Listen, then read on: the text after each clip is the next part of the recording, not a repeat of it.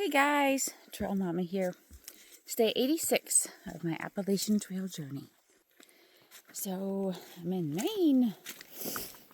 I don't know what mile exactly. I slept last evening at 1940. So as of this morning, I have about 257 miles to go.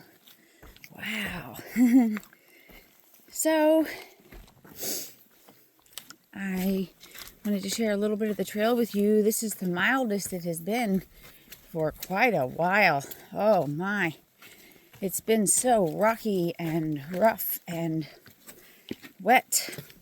It's been it's been hard. But it's supposed to be.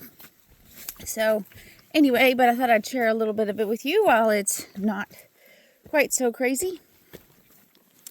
And I have the potential to do this and hold my camera and not fall down. So it's been a little rooty this morning. Kind of sprinkly today. Quite a bit muddy. Everything's still wet. I don't know what the weather's supposed to be today. It's been foggy. Last few days have been not super nice. Yesterday, I was quite cold for a bit. I have, as far as layers right now, I have a pair of shorts, a pair of hiking pants. I have a tank top, a long sleeve shirt, and a rain jacket. I don't have any gloves. I kind of wish I did. And I have a buff that I could use for a hat. But unfortunately, yesterday it was rain. It was wet, so I did not use it for a hat. But once I got all I had my tank top and long sleeve shirt and rain jacket on, all of those layers, I warmed up okay enough. So yeah. So also I will share Mahoosuc Notch. It was a couple of days ago. That was it was a difficult thing for me.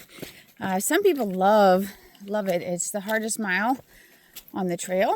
It's kind of a bunch of boulders down in a ravine, kind of, and you are climbing on them and under them and through them, and the trail's a bit hard to follow in there. The markings, pretty much since, I'm going to guess, maybe in New Hampshire, the markings aren't as good on the trees.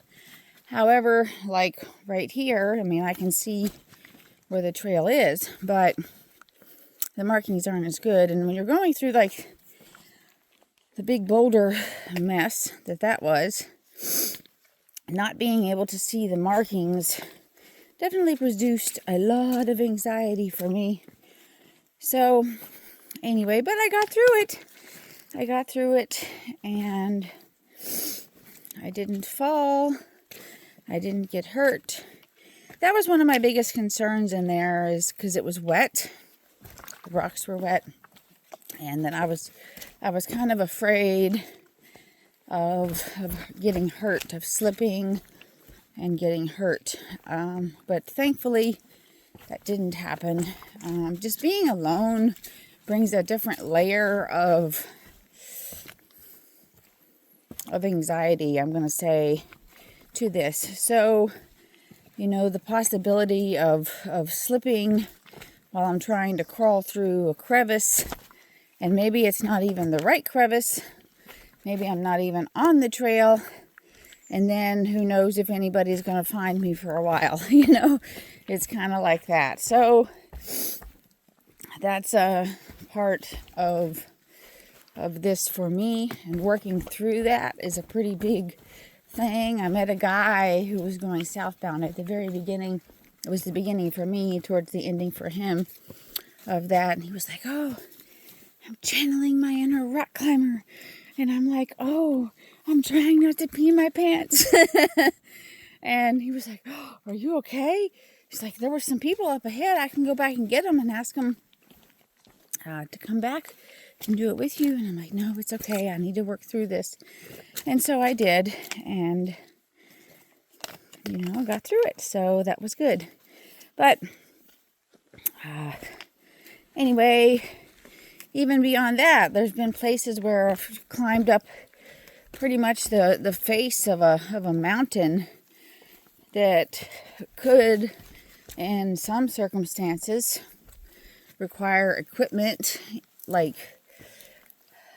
And if I weren't doing what I'm doing, I would never ever do it. In a normal circumstance, I would not be climbing on some of the things without safety equipment that I am. But this is where it is. And so like yesterday, there was this face. I don't know what the mountain was called. And then you have your backpack on, which alters your center of gravity. And if you move this way or that way, it can shift your weight very easily. And so when you're, pretty much both hands are holding on to something, and your toes are in these little cracks, and it just kind of freaks me out. But I got through what there's been so far. There probably will be more of that, and I'll get through that too. So anyway, so Kaylee was doing bad water over the last couple of days. I really had a struggle with not being there. I've been at almost everything that she's done so far. Over maybe the last year, that's changed a little bit, but it was just very mentally hard to not be with her while she's doing this thing, because even though there's great people in the world and she had a great crew, nobody's going to care for you like your mama. But she did it. She PR'd her time by almost 4 hours. Shout out to Marissa and Andrew and Brett, who were her crew and were taking care of her. I knew that she was in good hands, and I haven't talked to her. I've only messaged, but I knew from last year that Andrew was definitely a leader, definitely he was a take charge kind of person, which is something she needed. Marissa is a very dedicated person, and she's a mom, so she has this ability to know how to take care of people, and she's a very good friend. So she's been training hard and running and heat training and all of that. And Brett is Kaylee's boyfriend, so all these people care very much about her and want to see her be successful. So I knew she was in good hands, and they helped her shave 4 hours off her time. So pretty impressive. But it was really ironic, kind of. She was in Death Valley at the hottest time of the year. I don't know what the temperature was while she was racing, but a day or two before she was racing, it was 125 degrees. And I am here in Maine, freezing. So it's just kind of ironic. But I had a struggle, though, with not being with her during that.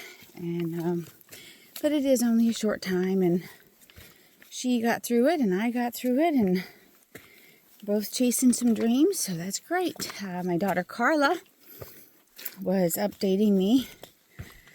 She actually called me when she finished, but I didn't have any service. I listened to that message this morning. It was really amazing just to hear how excited she was for her sister. and how proud, just wonderful. I just have the most wonderful kids. I really, really do. Something that this has taught me, this trip has taught me, is just the value of what we take for granted, you know. And I think that's probably taught my girls that too, in regards to at least me being in their lives or being around, and what I'm not able to do for them right now because of what I am doing here. So I think it's really taught me a lot, but it's also taught other people some things as well. And let's not take the people in our lives for granted, right? Let's let them know that we love them, and let them know how much they matter to us, and let them know that we care about them, and we need to do that with some regularity because it's important. You never know what's going to happen. You never know. So I encourage you that way to make sure that the people that you love know that you love them. And I encourage you to make an effort to be in their lives if they're important to you, because that's important too. So,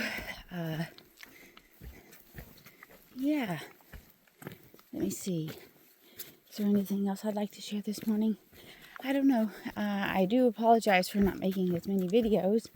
It's just been pretty difficult to do so. The terrain has been very rough, and my mental capacity has very much just been kind of some days just get through the day, and that doesn't translate well to doing videos then. Because it's, you know, I don't want to make a video and say, oh, let's just get through the day, right? So anyhow, I did see, I guess I'll tell you, I've seen a couple of guys in orange shirts. They are through hiking as well, and I've actually seen them about 4 times, which is very unusual. I don't normally see people that long, but my pace has slowed down since I've been in this rocky stuff. So that's pretty cool though. I actually saw them yesterday, and I passed their camp last evening. So I don't know if I'll see them again, but it really was pretty cool to see some of the same people. I wish I could remember their names, but I do have their picture, and I will be sharing that. I also apologize for being behind on my sharing on Facebook. The service has been not very good, and if I have 4G and 1 bar, the sharing just doesn't work very well. So here we go, back to a little bit of reality. What's a little more normal here. So with that, I'm going to say I'm going to get off of here and take care of this. So I hope that you are having a good day and a great life, and you are on happy trails, and I send you much love. Once again, thank you for being part of this journey. Bye for now.